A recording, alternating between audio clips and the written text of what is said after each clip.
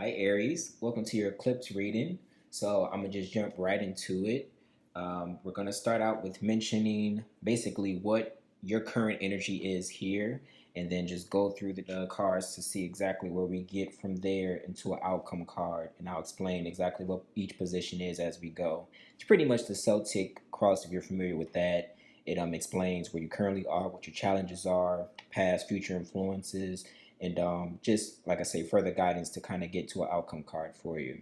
So starting out where you currently are, you got this Queen of Pentacles energy. So this is really all about you being in this place where you're focused on your stability, your maintenance of your resources, your home life, really just taking care of the things that matter and that are most valuable to you. So whether this is your family, whether this is your business, whether this is just simply yourself and your children, because I do see children here in the card. It's just this reminder of that there's not only just you that you're doing the work that you're doing it for, it's also the people that you care about who are going to be influenced by this, and making sure that you're just really in this energy where you are keeping your values as your number one priority, instead of so many other things that can distract you right now. We have your challenge. Challenge here is the Two of Swords. So the Two of Swords for you, I feel like, is this decision that you have to make. You battling two sides of yourself, or you can also see this as like the shadow, the unconscious part of yourself, and the lit and the conscious part of yourself. Um, there's two options here. There's two choices that you can go, and you're really just coming down to this idea of kind of surrendering one to what you know is best for you and what's right. Yeah, just making the decision that you know is going to benefit you the most in the long run. Past influence of this is the King of Swords. So in the past, I feel like you were very aware of what you needed to cut out in your life. This is somebody who's very sharp with their tongue, who's very honest, who's very blunt with how they feel and what they want. Like I say, if this was just in a verbal way or just in a way where you just cut out things in your life that was no longer beneficial for you, this definitely leads to this idea that you were kind of coming from this place of logic and defending yourself, defending your emotions, defending where you stand, defending what your understanding of life is. Um, so yeah, this is definitely about that future outcome or potential.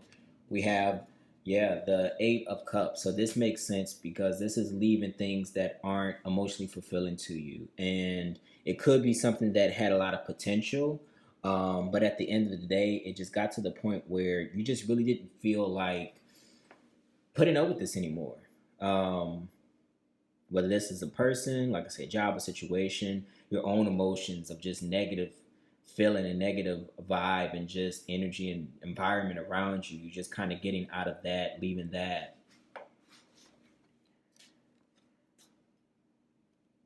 So, what you're moving towards, your goals, your aspirations currently in life is this Wheel of Fortune. So, you're looking for um, this fortune to come into your life based on the work that you've done already.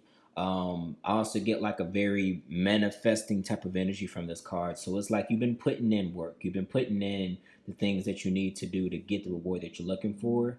Now you're focused on receiving that abundance. Now you're focused on receiving this new sense of life, this new change that will bring in all the things that you really feel like you've been working for.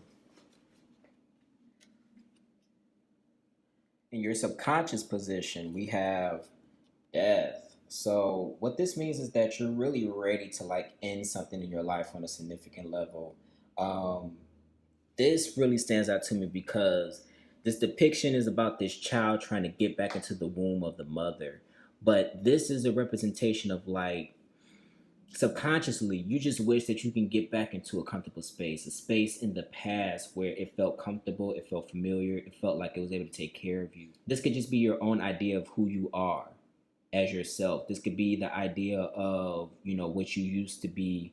But it's urging you to get to this point where you're able to really fend for yourself, understand your own emotions, get out of your own way, and be a grown up basically in a spiritual, a mental, and emotional way Do what you need to do without expecting other people to do it for you. And just really be in your power. Take full ownership and accountability for where your life is, and just move forward with that. Allow this death period to end. Allow the things that don't serve you anymore to end. Um, like I said, including your things, your own things that keeps you in your way. All right, so your advice card is this Seven of Pentacles. So it's again talking about being ready to receive all the benefits that is a result of the work that you put in. This is really you in this being currently in this waiting period where you're ready for all the abundance to come to you, but it's like you're right now really planting the seeds for that to happen. And soon you'll be able to see those works of all that work be outputted back towards you. But you have to understand that you have to understand divine timing. You have to understand that patience, I feel like, is the biggest thing with this. Have patience, have understanding of divine timing, and know that things are going to come in exactly when you're ready for it. So you can take full advantage of it then. Okay.